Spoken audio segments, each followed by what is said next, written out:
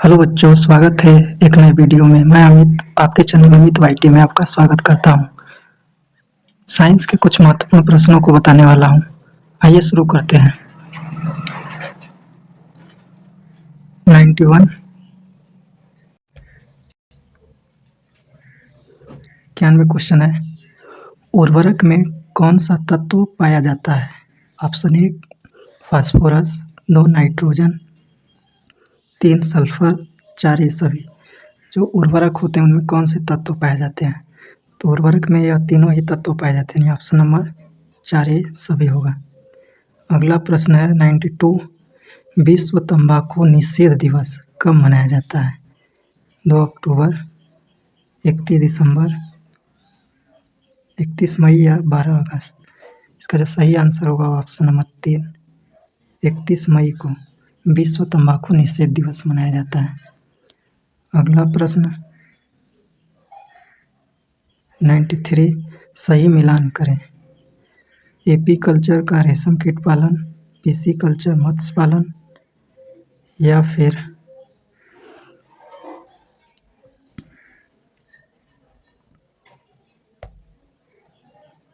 Sericulture मुर्गी पालन, poultry farm मधुमक्खी पालन? इसका जो सही आंसर होगा वह विकल्प 1 होगा। ए को 4 में, बी को 2 में, सी को 1 में और डी को 3 में मिलाएंगे तो देखिए क्या मिलेगा।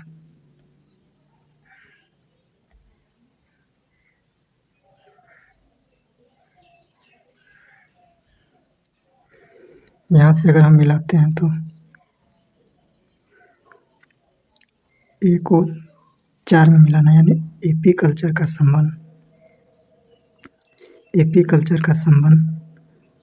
मधुमक्खी पालन, पिसीकल्चर का संबंध मत्स्य पालन, सेरीकल्चर का संबंध रेशम कीट पालन और पोल्ट्री का संबंध। अगला प्रश्न है 94, एक छत्ते में लगभग कितना शहद मिलता है? ऑप्शन 1 14 किलो, 2 20 किलो, 3 80 किलोग्राम या 35 किलोग्राम?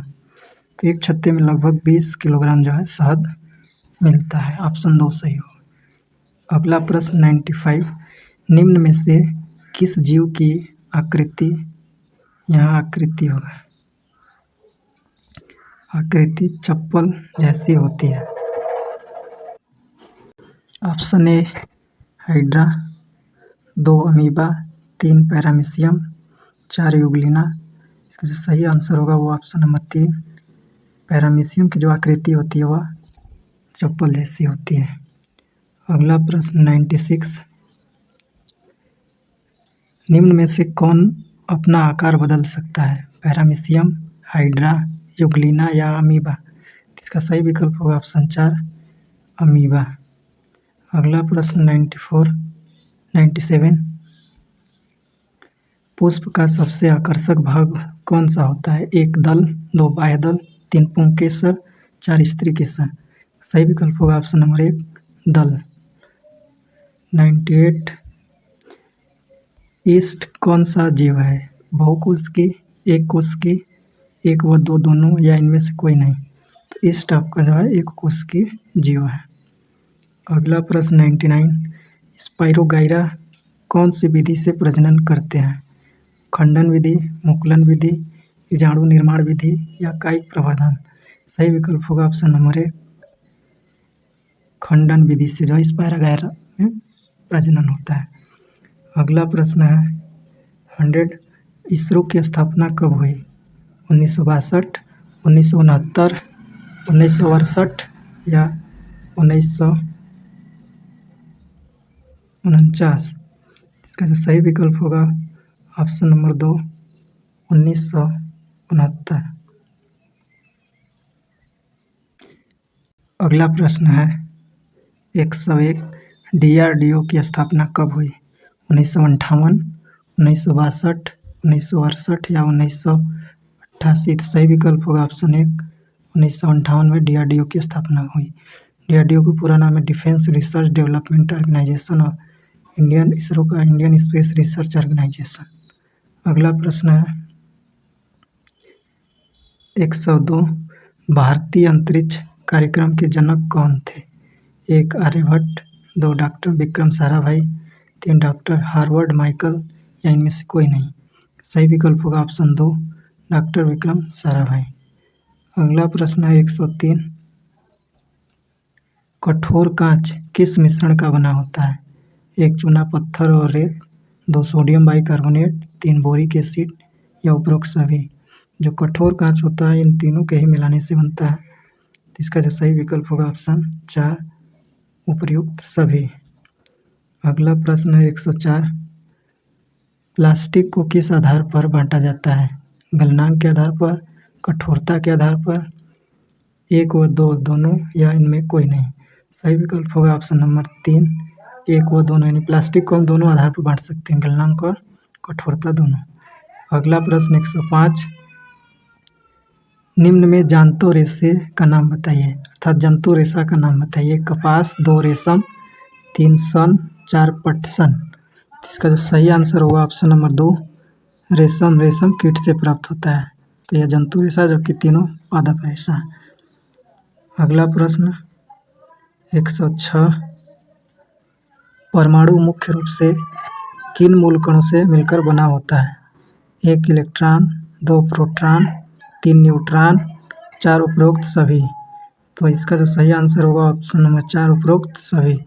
परमाणु के नाभिक में इलेक्ट्रॉन, प्रोटॉन, न्यूट्रॉन, नाभिक में न्यूट्रॉन और प्रोटॉन, जबकि परमाणु में जो है 3 मूल कण होते हैं, इलेक्ट्रॉन, प्रोटॉन और न्यूट्रॉन।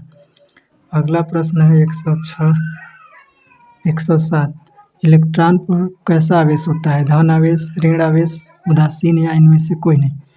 तो जो इलेक्ट्रॉन है उस पर ऋण आवेश होता है, यानी ऑप्शन 2। प्रोटॉन जो होता है वह धन आवेश और न्यूट्रॉन जो होता है वह उदासीन होता है। अगला प्रश्न है 108 नाभिक किससे मिलकर बना होता है? प्रोटॉनों तथा न्यूट्रॉनों, दूसरा प्रोटॉनों और इलेक्ट्रॉनों, 3 इलेक्ट्रॉनों तथा न्यूट्रॉनों या इनमें से कोई नहीं। सही विकल्प होगा ऑप्शन 1 प्रोटॉनों तथा न्यूट्रॉनों से नाभिक मिल बना होता है। अगला प्रश्न है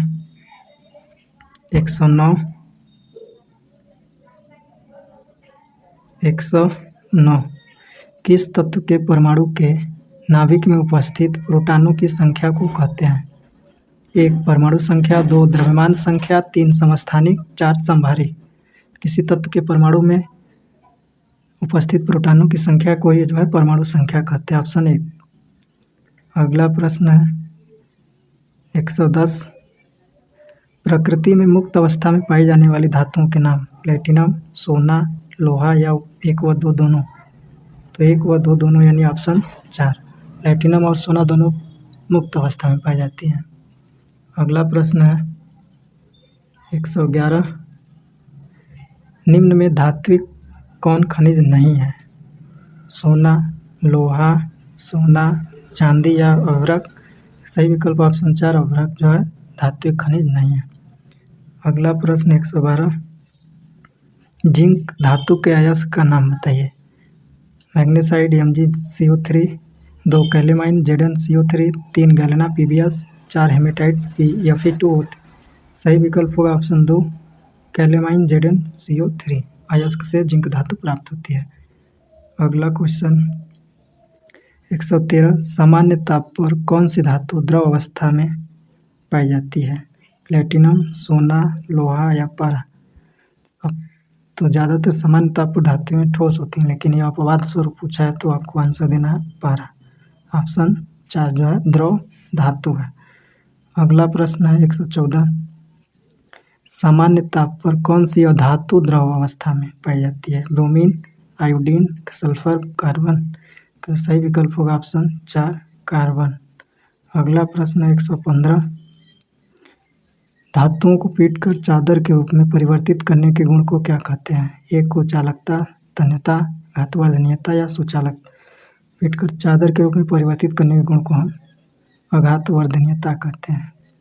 अगला प्रश्न 116 धातुओं को तार के रूप में परिवर्तित करने के गुण को क्या कहते हैं? कुचालकता, तन्यता, घातवर्धनीयता या सुचालकता।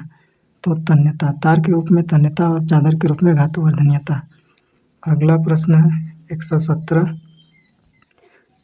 उस अधातु का नाम बताइए जो विद्युत का सुचालक है। एक ब्रोमीन, आयोडीन, सल्फर, कार्बन। कौन सी धातु है जो विद्युत की सुचालक है? तो ऑप्शन 4 कार्बन। अगला प्रश्न है 118। सल्फ्यूरिक अम्ल यानी H2SO4 को किस अन्य नाम से भी जाना जाता है? 1 सोरे का अम्ल, 2 गंधक का अम्ल, 3 नमक का अम्ल, 4 इनमें से कोई नहीं। सही विकल्प ऑप्शन 2 गंधक का अम्ल। 119 नंबर, निम्न में कौन उपधातु मेटलाइट नहीं है? बोरान, सिलिकॉन, जर्मेनियम, सोना।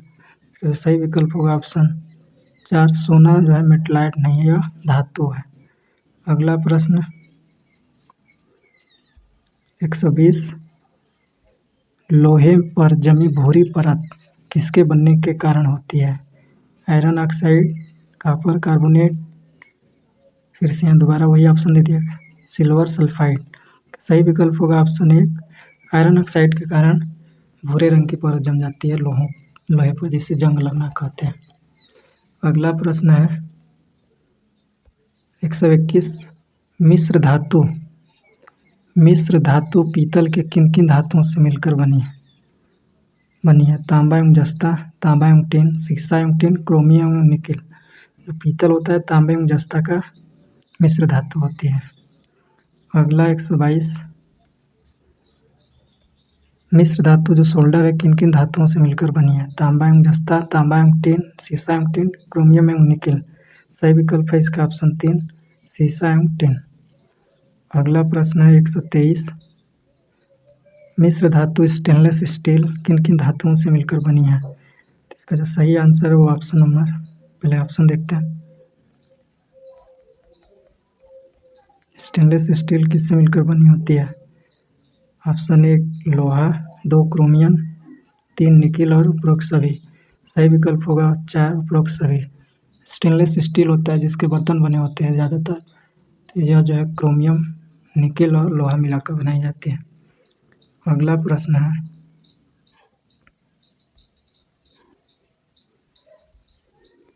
124, रुई किसके पौधे से प्राप्त होती है? कपास, पटसन, सन या रेशम। तो बताना है रुई किससे प्राप्त होती है? तो रुई आपका जो है कपास के पौधे से प्राप्त होती है। ऑप्शन नंबर 1 सही होगा। ऑप्शन नंबर इसका जो है 124 का आपका हो जाएगा 1। अगला प्रश्न 125, कपास पौधे की खेती के लिए कौन सी मिट्टी उपयुक्त होती है? काली मिट्टी। ऑप्शन 2। इस प्रकार से राष्ट्रीय आय एवं योग्यता आधारित की तैयारी करने वाले जो बच्चे हैं उनको साइंस के 25 महत्वपूर्ण प्रश्नों को बताया गया। धन्यवाद।